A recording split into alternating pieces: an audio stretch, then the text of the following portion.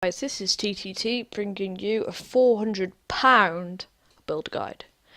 Now, for starters off, we've got a CPU, the Intel Pentium G3258.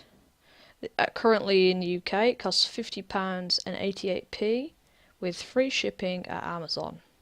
This graphics card is one of the best Intel graphics cards for overclocking. It's between its price range, you won't find a graphics card on the Intel series that can overclock for another £130.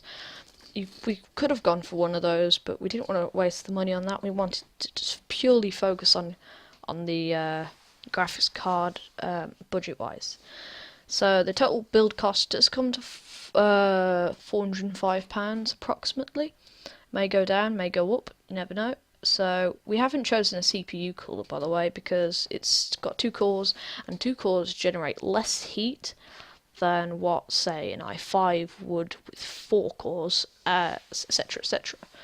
Now, for motherboards, my personal favourite for motherboards are the MSI series because I love their BIOS. It's so easy and simple to use with the CPU temperatures in the top left, and well, they just look awesome, and we decided not to spend too much money on it, but a decent amount so it has some good overclocking features.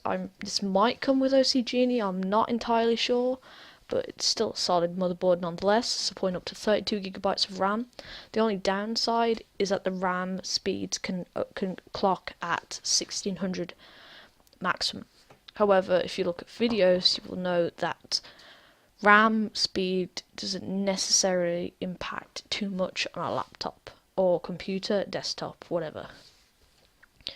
Now for memory, the Crucial Ballistic Sport 8GB one stick, so you have the potential to upgrade to 32, so 816, and once you get 2 you should be able to run in dual channel mode, but we've only put in 1 for the sake of this budget and upgrading later on.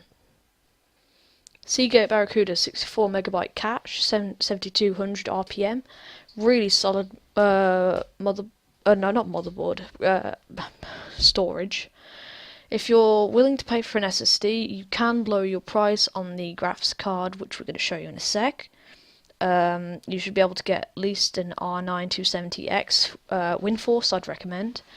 That comes at £119, and then you can splash about £40 on a 120GB SSD. Now, for the graphics card, I've got GeForce GTX 960 2GB superclocked video card at £160.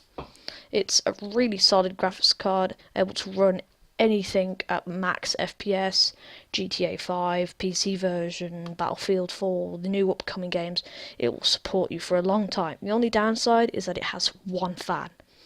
I think the base clock is about 1 point something, I'm not entirely sure, but it's 1.1 something.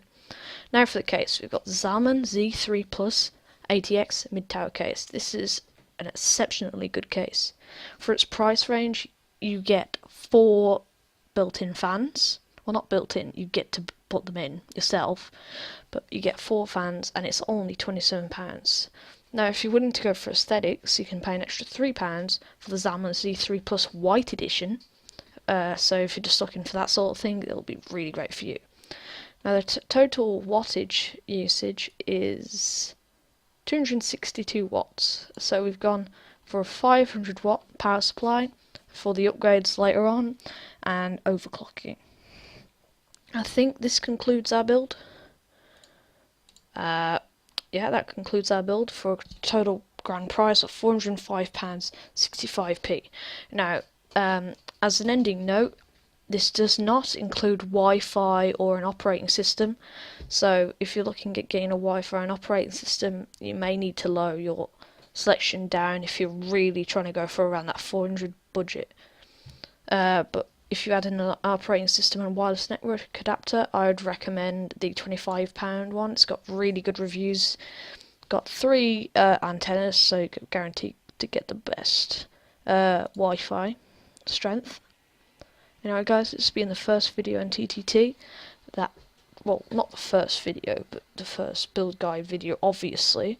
Now, you got a compatibility check if you're unsure, and that is only a BIOS update, so It's completely fine, and this is a solid build, able to play any game. Extremely high FPS. So thanks guys. This has been TTT.